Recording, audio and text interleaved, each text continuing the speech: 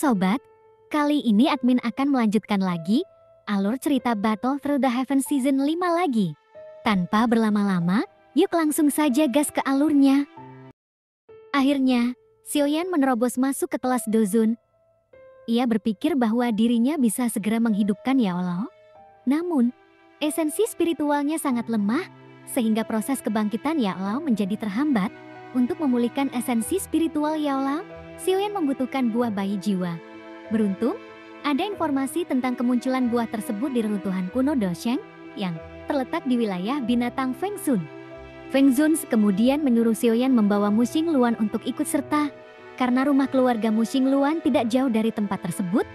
Namun, perjalanan menuju wilayah binatang dipastikan tidak akan berjalan mulus karena terlalu banyak ahli yang mengincar peninggalan kuno, sehingga mendapatkan sesuatu di tempat itu bukanlah hal yang mudah. Oleh karena itu, Xiaoyan membawa Xiaoshan, Zian Yuzunze, dan Xiongsan untuk menemaninya dalam perjalanan ini. Dalam perjalanan, terjadi percakapan antara Xiaoyan dan Mu Xingluan mengenai keadaan di wilayah binatang, termasuk suku-suku binatang yang lebih baik dihindari agar tidak menyinggung mereka. Selain itu, terjadi juga pertengkaran antara Mu Xingluan dan Zian. Hal ini terjadi karena Zian terlihat sombong di depan Mu Xingluan. Mu Xingluan sendiri belum menyadari bahwa gadis kecil di depannya itu berasal dari Acan Dragonflight. Apalagi Zian adalah calon kaisar dari suku tersebut. Jika Mu Xingluan tahu, mungkin dia hanya bisa bersikap hormat dan takut. Setelah perjalanan panjang, mereka akhirnya sampai di wilayah binatang. Namun, perjalanan masih harus berlanjut beberapa hari lagi untuk mencapai Pegunungan Tulang, tempat reruntuhan kuno berada. Sebelumnya, dua tetua, Feng Zun dan Yao Chen, telah ditugaskan untuk menyelidiki tempat tersebut. Namun, tiba-tiba salah satu tetua pavilion bintang jatuh datang dengan panik dan memberitahu bahwa perkemahan mereka telah diserang oleh pavilion petir angin. Mendengar hal ini, Mu Xingluan kaget dan marah. Mereka benar-benar berani menyerang pavilion bintang jatuh. Tetua yang disebut Tetua Hu menjelaskan, kami tidak punya pilihan kali ini. Bahkan Lei Zins dari Wine Lining Pavilion telah datang sendiri. Kami berdua bahkan belum sempat berbicara dengannya, namun kami langsung disingkirkan. Dalam amarahnya, Tetua Kai juga terluka oleh para ahli dari Wine Lining Pavilion. Saat ini, beberapa murid sedang merawatnya, dan ia tidak bisa bergerak. Karena itu, hanya aku yang bisa datang untuk menyambut kalian.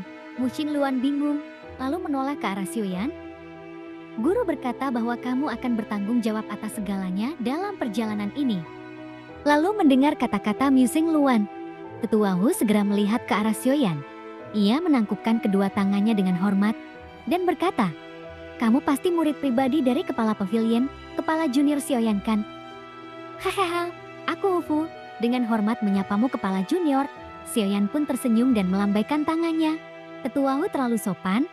Panggil saja aku Xiaoyan. Aku tidak layak menyandang gelar kepala junior. Dan mari kita pergi melihat keadaan Tetua Kai dulu.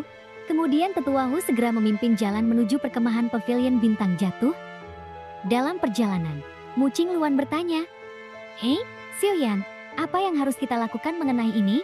Pavilion petir angin sama sekali tidak menunjukkan rasa hormat pada pavilion bintang jatuh. Jika kita tidak melakukan sesuatu, kemungkinan besar kita akan menjadi bahan lelucon bagi orang lain. Xiaoyan pun hanya tersenyum tipis tanpa mengatakan apapun. Namun, itu sudah cukup membuat Mu Xingluan merasa sedikit tenang. Ia yakin bahwa Xiaoyan pasti akan menemukan cara untuk membalas mereka. Dan kembalinya Tetua Hu juga membuat semua murid pavilion bintang jatuh merasa lega. Kemudian begitu mereka melihat kedatangan Mu Xingluan dan Xiaoyan, mereka segera bergegas menyambut. Tetua Kai, yang terluka parah, bangkit dengan susah payah dan menangkupkan tangannya ke arah Xiaoyan. Kepala junior, maafkan aku karena tidak dapat menyambut kedatanganmu dengan layak. Lalu saat ini nampak, para murid pavilion bintang jatuh sangat marah atas serangan yang dilakukan pavilion petir angin. Murid-murid pavilion bintang jatuh bergumam dengan marah, sialan. Bajingan dari Wine Lining Pavilion itu, jika para tetua utama kami ada di sini, mereka tidak akan bisa bersikap sombong seperti ini.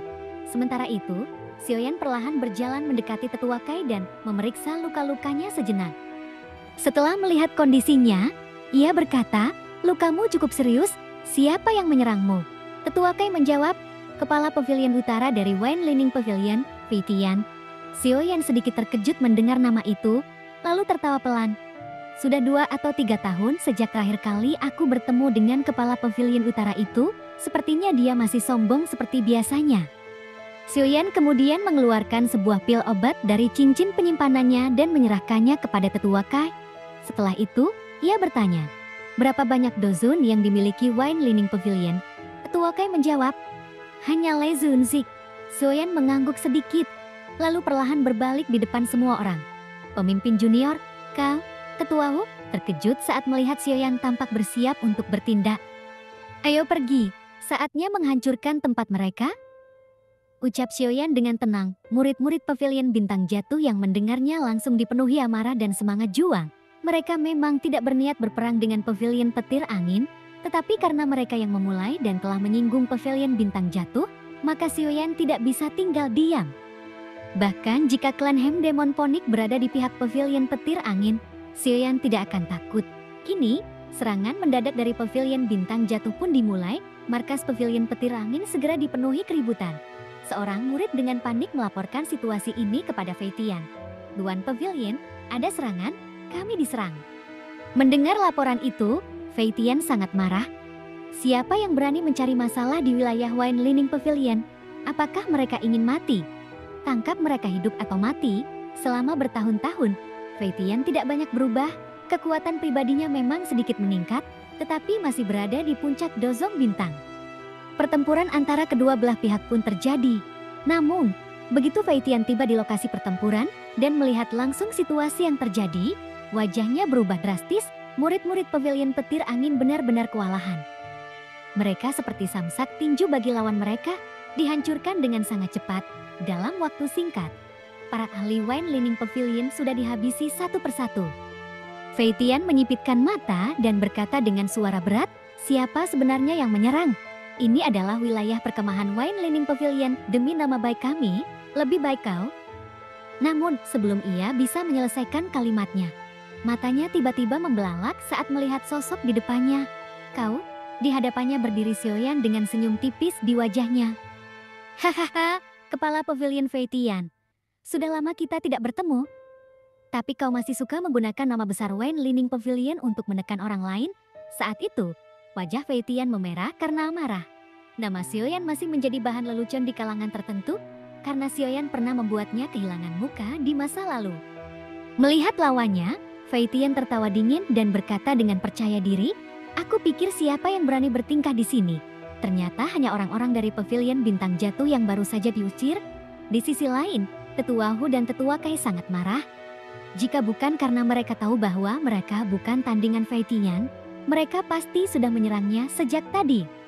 Fei Tian hanya tersenyum saat melihat situasi ini, tetapi ejekan dalam senyumannya semakin jelas. Jadi, kalian sudah menemukan beberapa bantuan dan siap membalas kami. Fei Tian belum mengetahui bahwa Xiaoyan adalah seorang dozun. Baginya, seseorang yang bukan dozun sama sekali tidak memiliki kualifikasi untuk menantangnya. Fei Tian lalu berkata, selesaikan masalah ini dengan cepat, jangan ganggu kepala pavilion. Tiba-tiba, dua sosok muncul di samping Fei Tian, dan salah satunya berkata, serahkan sisanya padaku. Aku akan memastikan bocah ini membayar utangnya dengan benar. Tanpa menunggu lebih lama, pria itu langsung menyerang dengan cepat. Tangannya mengepal, dan ruang di depan Xiaoyan tampak bergetar hebat, seolah terhisap ke dalam pusaran energi. Namun, dalam sekejap mata, Fei Tian yang baru saja menghilang tiba-tiba muncul kembali, tetapi kali ini dalam keadaan terkejut. Ia tak menyangka bahwa kemampuan seperti ini hanya bisa dilakukan oleh elit dozun. Xiaoyan bahkan tidak melirik Fei Tian, lalu dengan kekuatan ruangnya, ia menahan serangan Fei Tian dengan mudah, lalu melemparkan tubuhnya dengan keras ke kejauhan. Boom! Kekuatan dahsyat pun meledak di udara, para ahli Wine Lining Pavilion yang menyaksikan kejadian itu tercengang. Nampak? Tenda-tenda di sekitarnya hancur lebur, dan untuk sesaat, tak ada seorang pun yang berani berkata apapun. Tak hanya mereka, tetapi juga para pengamat dari berbagai faksi yang mulai berdatangan untuk melihat pertarungan ini. Wine Lining Pavilion adalah salah satu faksi yang cukup kuat di Central Plains.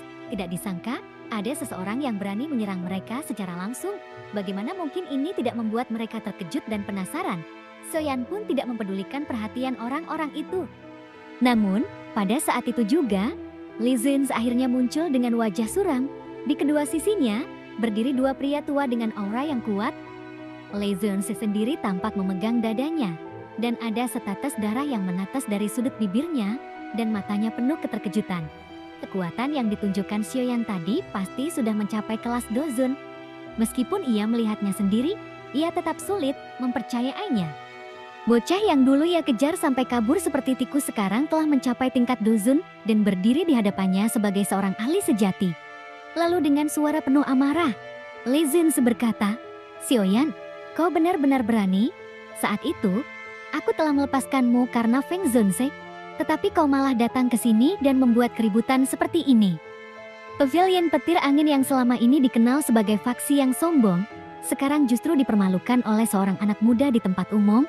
Jika ia membiarkan hal ini berlalu begitu saja, maka seluruh kehormatannya akan hancur. Di dalam hatinya, Lee Zunse juga merasa sangat sulit percaya bahwa Xiaoyan telah mencapai tingkat Dozun.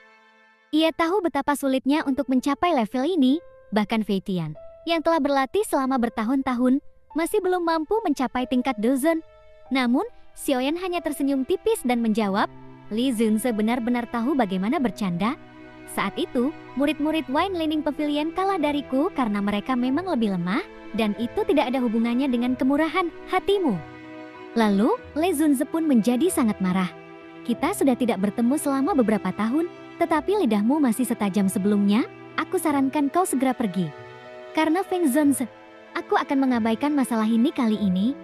Namun, Xiaoyan tertawa dan menatapnya dengan tatapan tajam. "Lee Zunse, kau bercanda lagi? Pavilionmu menyerang pavilion bintang jatuh di depan banyak orang, dan sekarang kau ingin aku pergi begitu saja.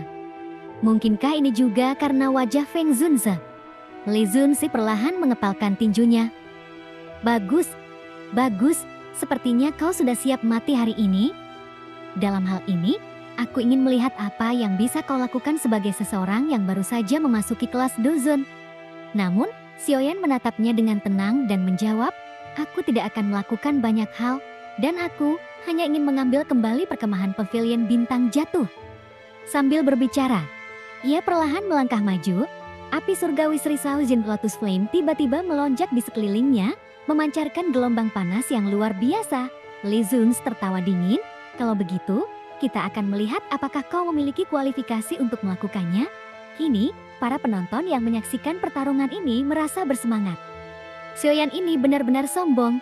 Dia berani melawan Lee Zunse secara langsung, sepertinya dia datang untuk membalas dendam.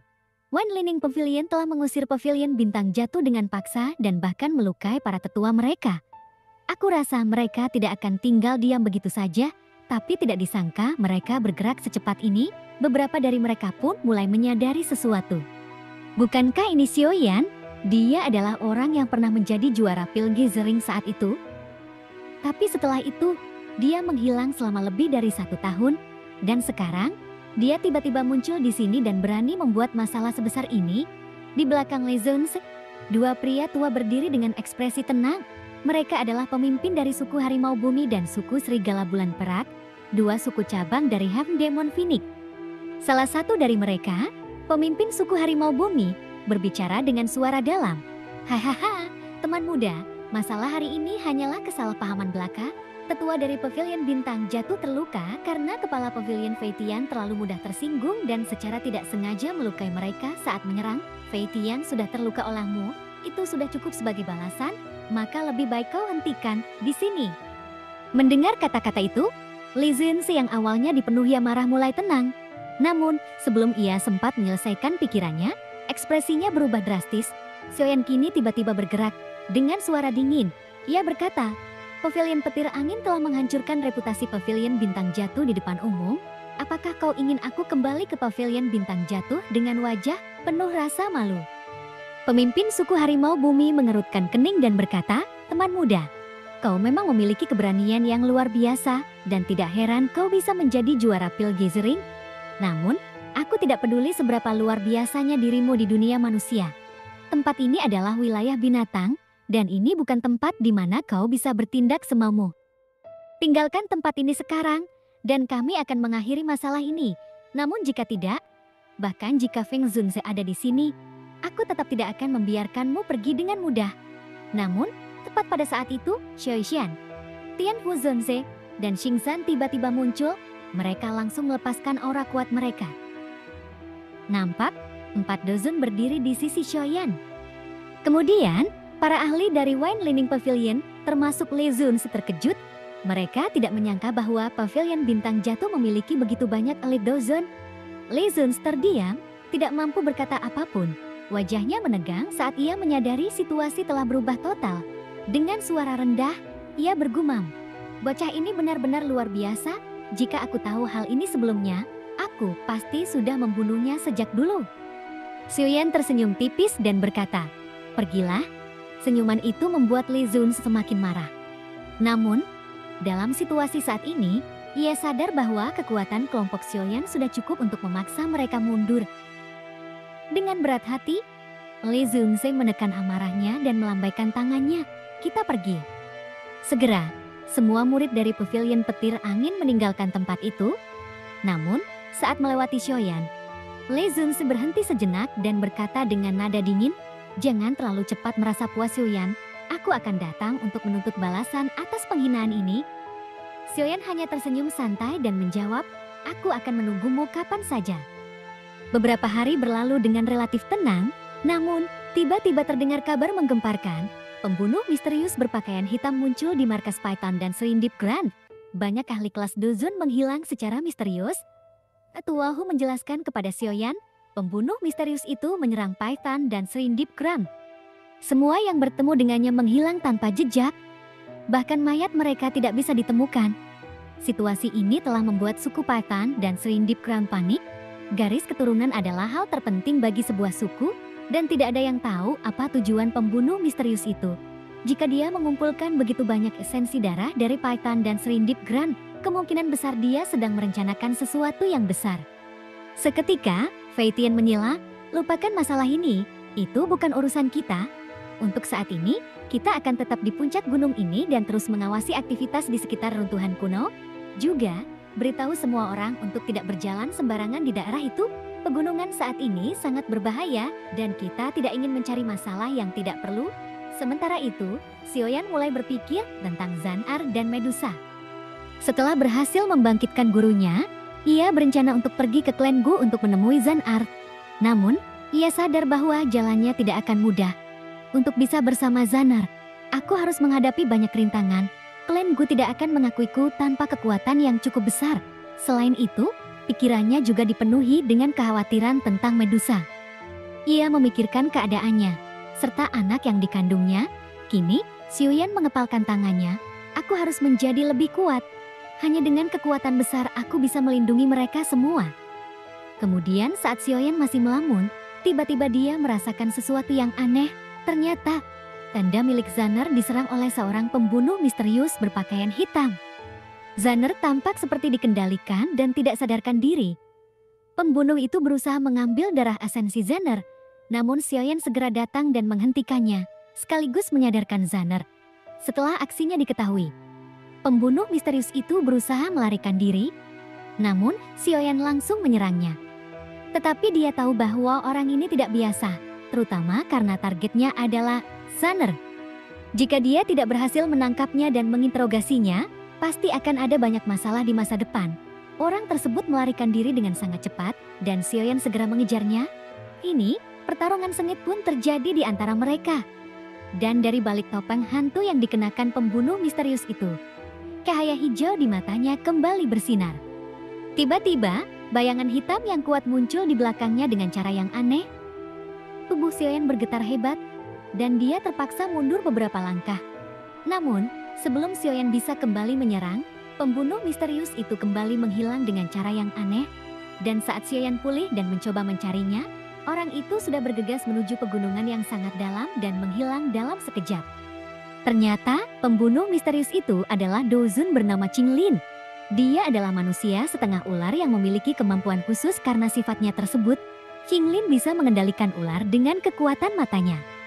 Selama bertahun-tahun, dia dirawat oleh Sky Serpent Mansion hingga akhirnya bertemu dengan Xiaoyan. Setelah diselamatkan oleh Xiaoyan, Qinglin mulai menganggapnya sebagai tuan muda dan selalu mengikutinya.